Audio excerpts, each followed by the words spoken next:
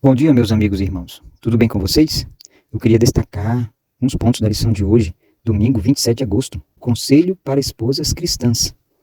E hoje, nós vamos analisar alguns textos aqui, que vão de Efésios, capítulo 5, versículo 21 até o versículo 24. O versículo 21 diz o seguinte: sujeitem-se uns aos outros por temor a Cristo. E esse texto é um texto muito importante de ser analisado, porque ele dá base para nós entendermos os textos seguintes. Vejam só, nós temos que entender que submissão, humildade e sujeição são características essenciais ao cristão, de modo geral. Além da submissão aos superiores em idade e autoridade, e do respeito por aqueles que consideramos iguais, há também a submissão ou consideração cristã aos que se encontram em posição de inferioridade. Essa submissão se revela em consideração, caridade, respeito à pessoa de todos os filhos de Deus. Então, ou seja, esse é um sentimento geral.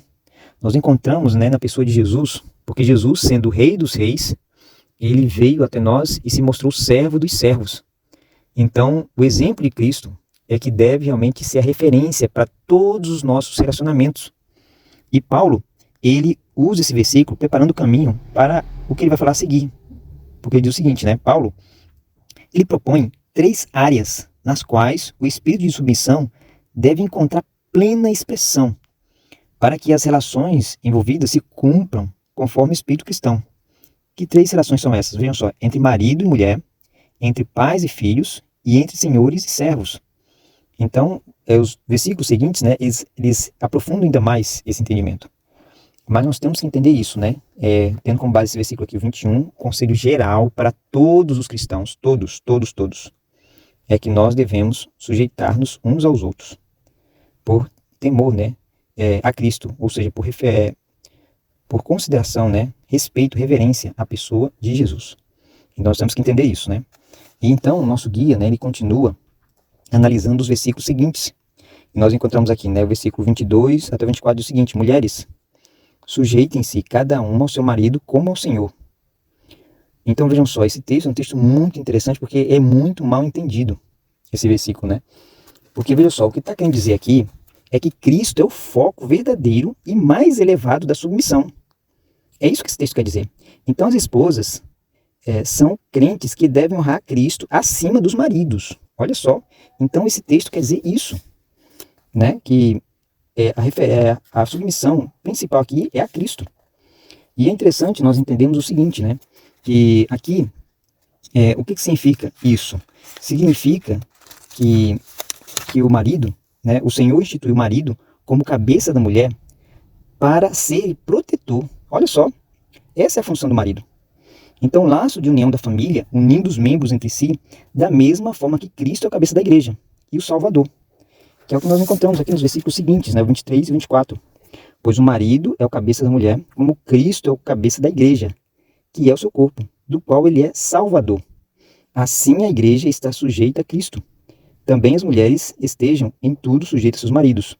Então esse relacionamento que Jesus apontou aqui é que o marido ele exerce essa função de proteção, e assim como Cristo salvou a igreja, ele se entregou. Então, assim também o homem, o marido, deve realmente proteger.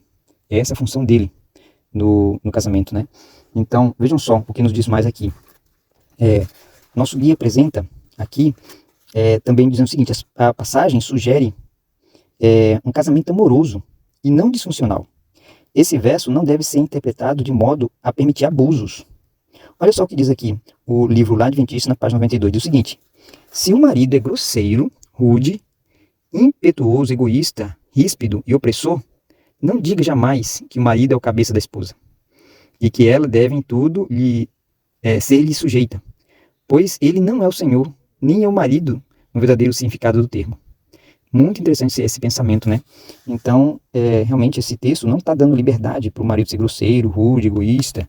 Não, esse texto está ampliando para nós entendermos realmente qual é a verdadeira função de um e de outro no casamento, Então nós encontramos aqui também pensamento do seguinte, que muitas perturbação e pesar, infelicidade seriam poupados se, assim como no namoro, na verdade, a consideração, a atenção, as palavras bondosa, a cortesia fosse ainda cultivado no casamento, se o marido e a esposa simplesmente continuassem a cultivar essa atenção um pelo outro, então teria em si mesmo um pequeno mundo de felicidade e não desejariam sair por esse mundo afora em busca de novas atrações e novos objetos de amor.